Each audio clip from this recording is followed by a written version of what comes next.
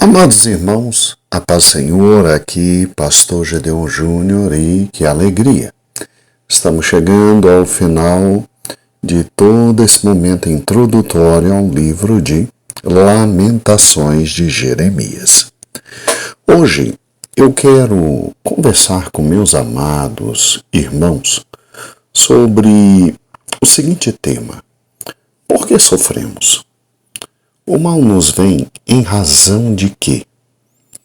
Seria o mal produto das nossas ações ou existe a possibilidade de passarmos por dias difíceis, independentemente de termos provocado tais momentos? Muito bem, este é o Leitura Bíblica Diária e eu sou o Pastor Gedeon Júnior. É uma alegria estar com você. Vamos então caminhar para o último áudio sobre a introdução ao livro de Lamentações. Eu quero chamar sua atenção para o fato de que, independente de qualquer posição que você tome na vida, se o mal é produto das ações que nós realmente plantamos, ou se o mal ele pode vir à nossa vida independente de qualquer fato, é óbvio que, independente da sua posição, a Bíblia nos traz as duas possibilidades. Em Tiago, Tiago, irmão de Jesus Cristo, não é?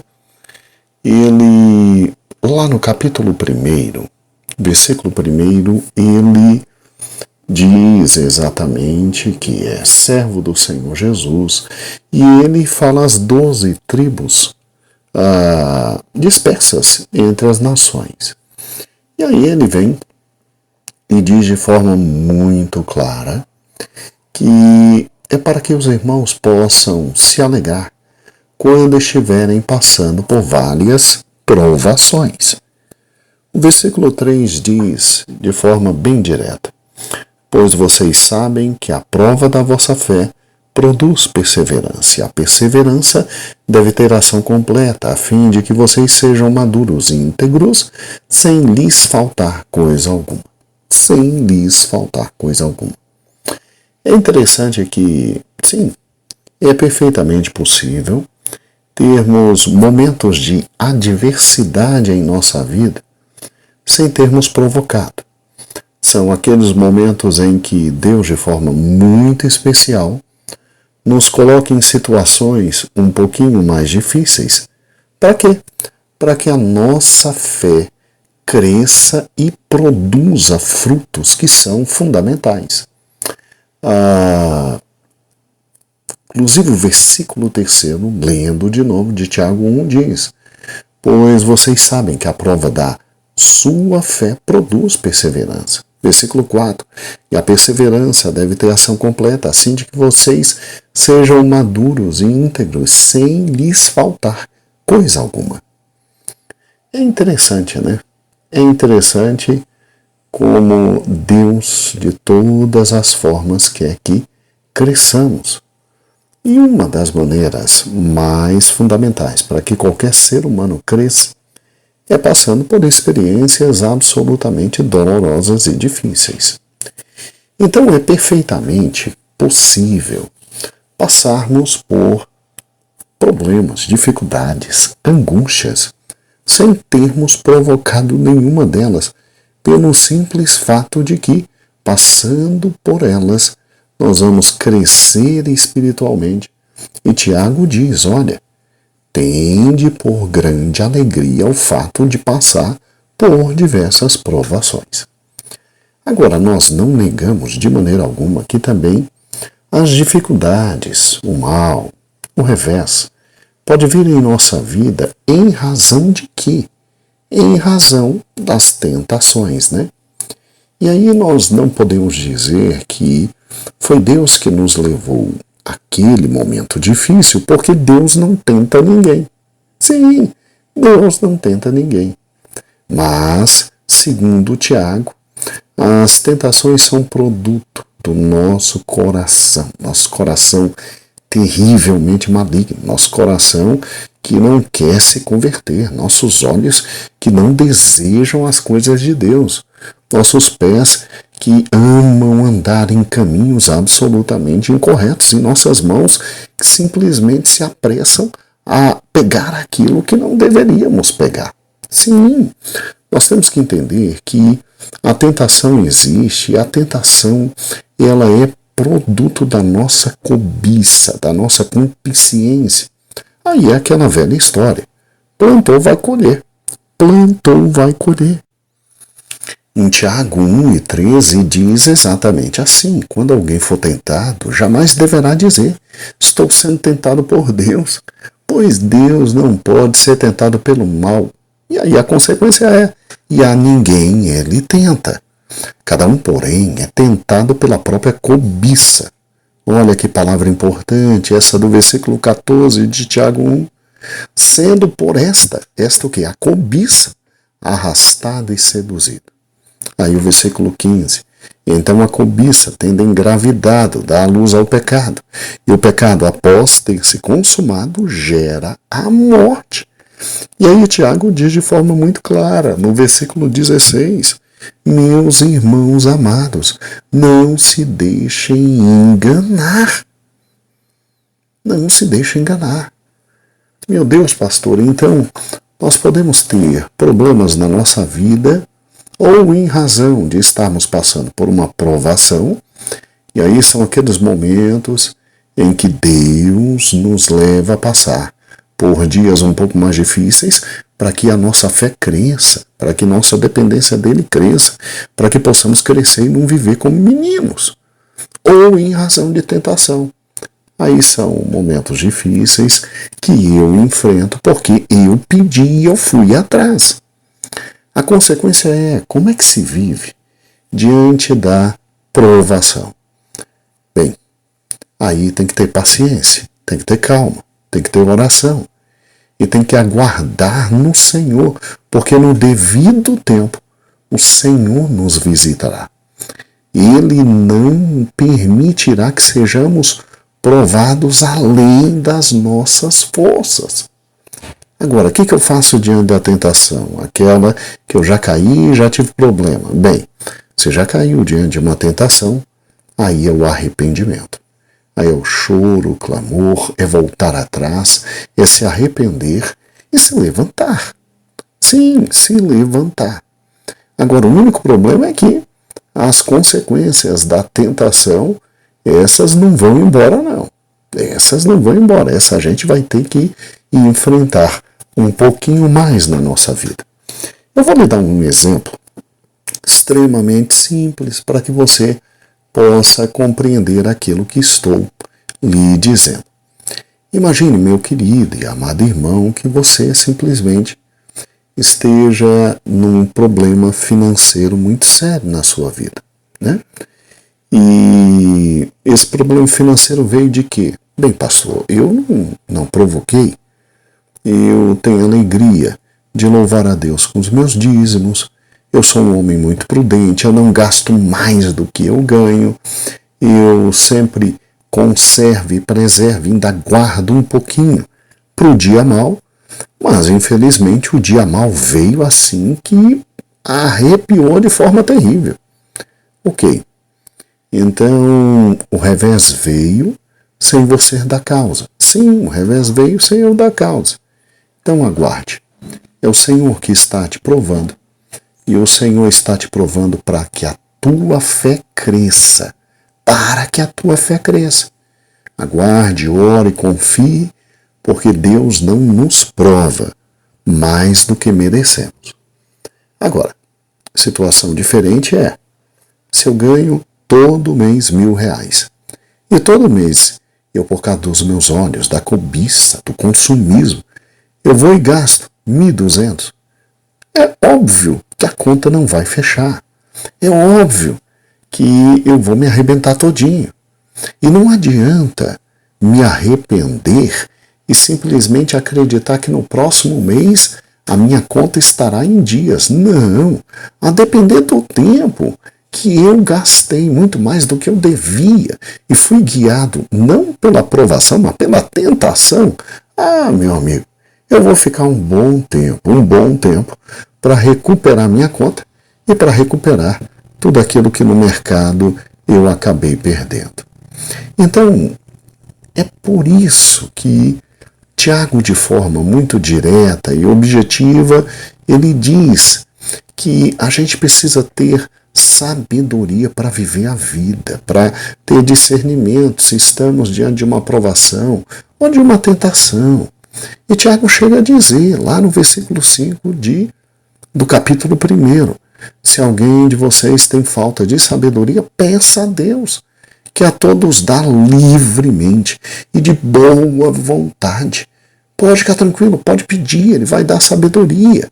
E a sabedoria vai te conduzir, você vai viver de forma maravilhosa e de forma consciente, a ponto de entender que nos momentos de provação, calma, segura um pouquinho, aguarda, porque Deus está te fazendo crescer. E nos momentos de tentação, aí arrependimento, ver onde caiu, levantar-se. E tem que ter sabedoria para poder viver até que as coisas entrem na normalidade. O grande detalhe da vida é que, infelizmente, nós que estamos estudando o livro de Lamentações, nós estamos diante de um texto que deixa absolutamente claro, completamente claro, o fato de um povo que se deixou enganar pelo pecado. Sim, por causa da concupiscência dos olhos, da carne, da soberba da vida. Eles simplesmente se deixaram levar pelo seu coração horrível. Eles, infelizmente, caíram no problema da cobiça, do coração cobiçoso, que, por sua vez, tendo engravidado, dá luz ao pecado. E o pecado, depois de se ter consumado, gera a infeliz morte. Eles tinham a palavra de Deus, eles tinham os mandamentos do Senhor, eles tinham a presença do Senhor, eles tinham a graça do Senhor, eles tinham o templo. Gente, eles tinham templo, eles tinham sacerdotes, eles tinham a Torá, eles tinham a lei de Deus, eles tinham os profetas avisando absolutamente tudo que viria. Mas ninguém deu ouvidos à voz de Deus, deu ouvido aos seus corações absolutamente pecaminosos e fizeram tudo o que estava à sua disposição em matéria de pecado. E aí não tem o que fazer. Aí Tiago 1:13 vaticina da seguinte forma: quando alguém for tentado, jamais deverá dizer, eu estou sendo tentado por Deus, porque Deus não pode ser tentado pelo mal. E ninguém tenta. Cada um, porém, é tentado pela própria cobiça, sendo por essa arrastado, seduzido. Quando você lê os profetas Isaías, Jeremias, Miqueias, você vê que é exatamente isso que o povo de Deus está vivendo. E eles eram tentados, a cobiça vinha de forma radical e eles eram arrastados e seduzidos por essa cobiça. E a cobiça engravidou, ela dá luz ao pecado. E o pecado, depois de que é consumado, ele gera a morte. E não deu outra. Os pecados de Judá chegaram aos céus. Eles, no momento em que Jeremias estava pregando a eles, para que eles abrissem os olhos, porque Deus teria misericórdia. Era uma geração, irmãos, que tal como Israel lá no norte, na época da Samaria, 722 a.C., aqui 586, antes de Cristo, era uma geração que simplesmente, irmãos, tinha amado, abraçado, se envolvido, se relacionado com o pecado de tal forma que não conseguia mais sair de perto do pecado.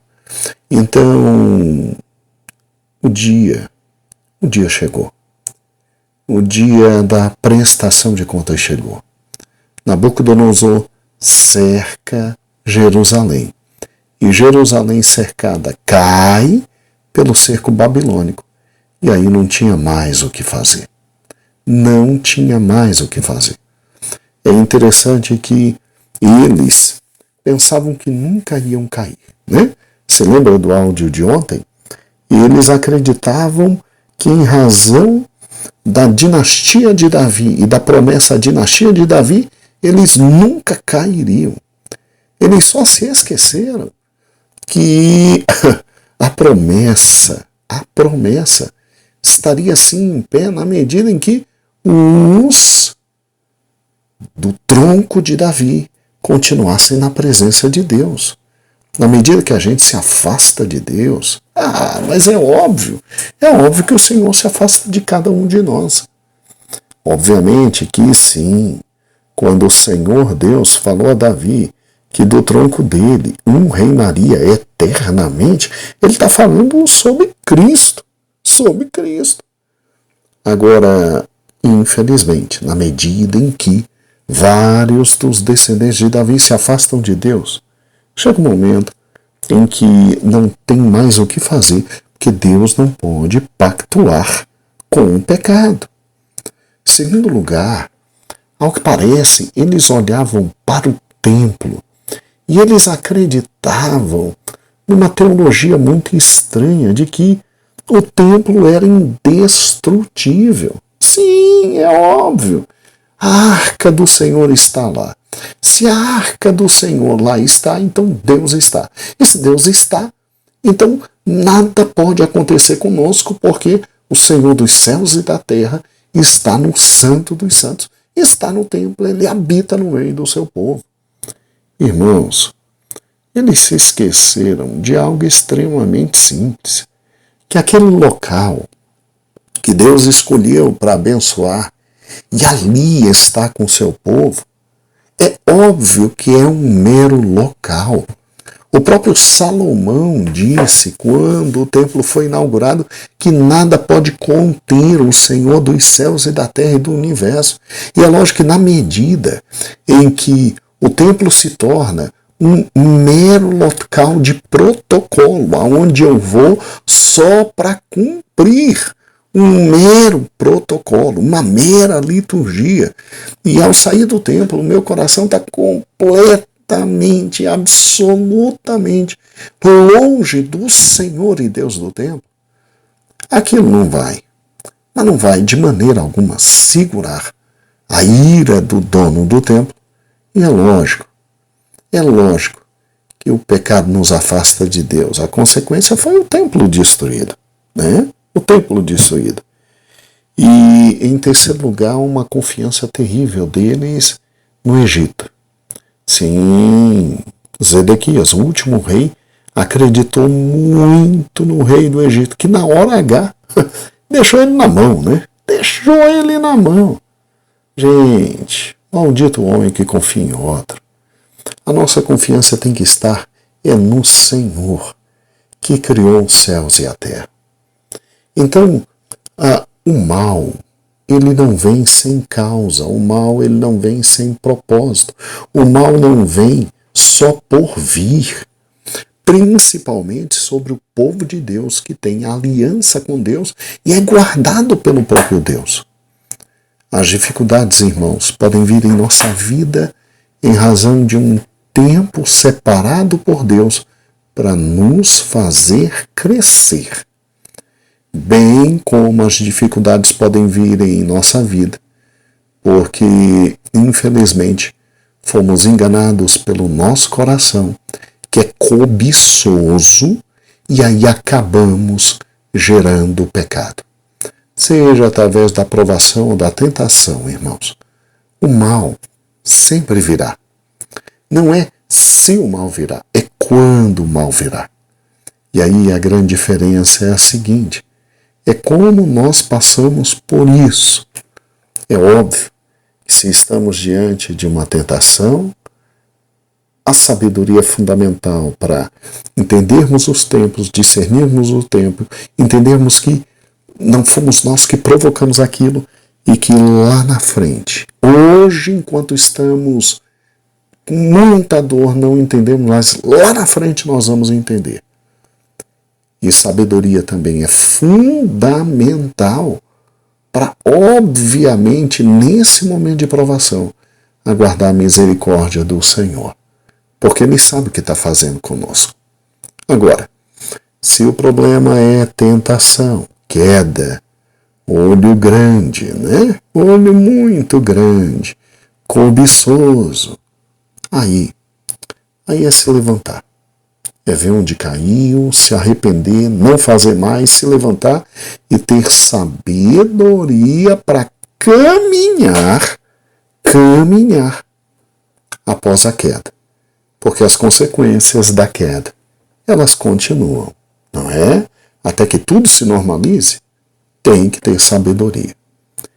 Então, amados irmãos, que o Senhor tenha misericórdia de nós, que possamos aprender com Israel e que possamos aprender com esse livro fantástico que é Lamentações. Um grande beijo, o Senhor abençoe. Amanhã teremos um vídeo muito especial e continuaremos após chegando ao capítulo 1. E que Deus abençoe a todos vós. Que o Senhor nos faça crescer no conhecimento e na graça e no entendimento da sua palavra. Um grande beijo. Aqui, Pastor Gedeon Júnior, quero agradecer a minha pastora presidente Loide Ramos por esse privilégio tão grande de participar desse manancial de conhecimento e de graça. Até mais, meu amado irmão. A paz do Senhor.